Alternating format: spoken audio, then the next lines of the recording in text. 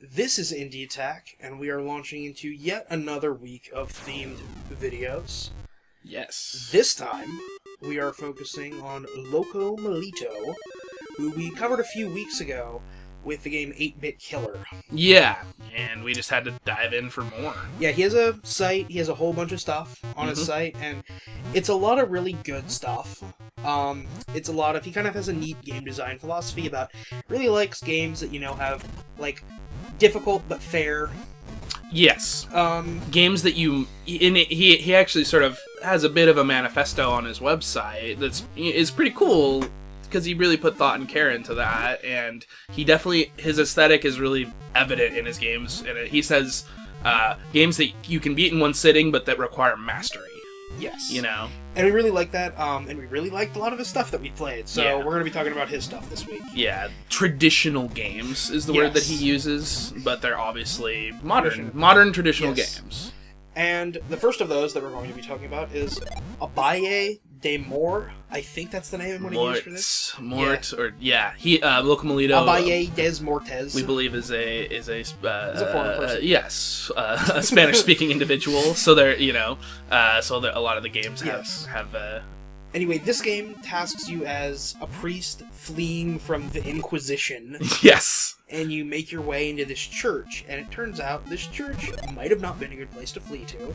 Exactly. There's all kind of weird, cultish demon activity things going on. And in order to escape or do something, I haven't actually beaten this. Right. You need to collect 12 crosses. Yes, you collect 12 crosses and then theoretically perhaps fight Satan, we were speculating. Yes. So I have played this game 3 times as of this writing right now. The first time, I just played it for a couple minutes to get a taste of it and then had to go do something else. The second time I played it, I hit escape because I was interrupted and needed to go, do something real quick. Sure. And I thought, I can just come back to the game later. And when I hit escape, I just completely exited out of it. Yeah. And that, so I had to start over again next time? Yes. And the third time I played it, I got all of the crosses and got to the room before the final boss. And I died. And lost to continue. And would have to start over again. But I like this game enough that I want to beat it. Yes. At some point. And I think that's a really good thing. So, anyway, how this game plays. Yes. It's really reminiscent of some ZX Spectrum games. Definitely. And it nails the ZX Spectrum graphical style. And in Locomalito, in all of his game descriptions, he will straight up say, "This is what I'm going for. These are the He's not pretending. He's not reinventing the wheel. He's just honoring these ZX Spectrum games." Yes. And so this is kind of a puzzle platformer. You kind of have this big grid of Metroidvania style rooms. Yeah. Ultimately, that's kind of the flavor. And there's a lot of, and you have your 12 crosses that you have to collect. And some of them are just straight platforming challenges.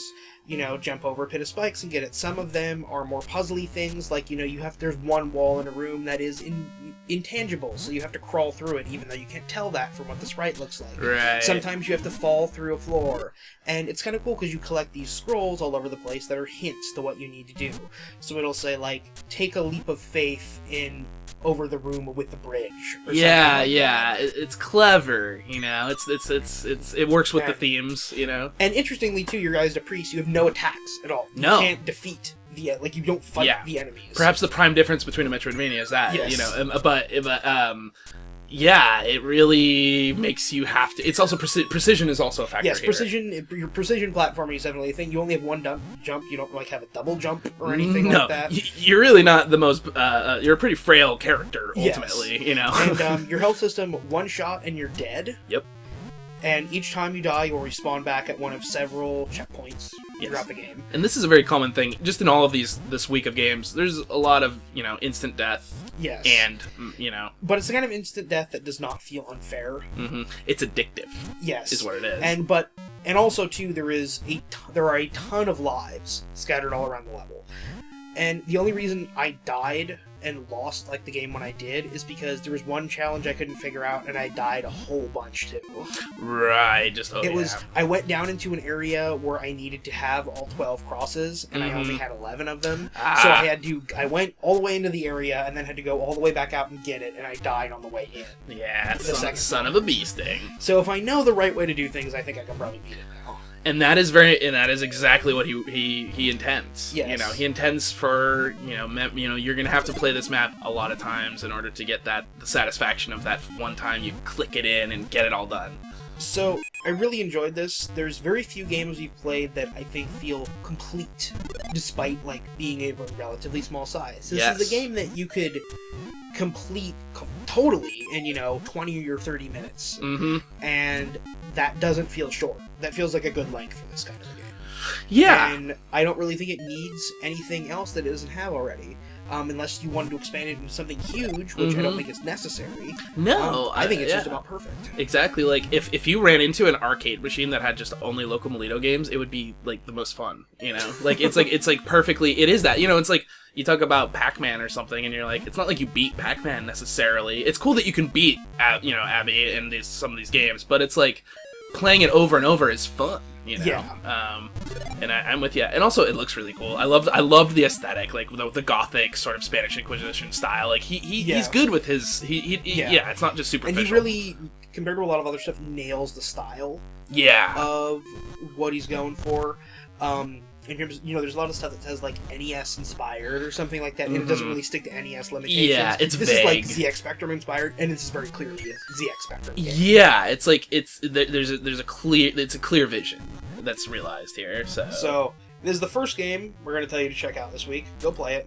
Absolutely. And you can also, with all these games, there's like always like trading cards and like poster art, cover art. It's like he creates little universes, Yes. and I think I think everybody's gonna really dig on this stuff.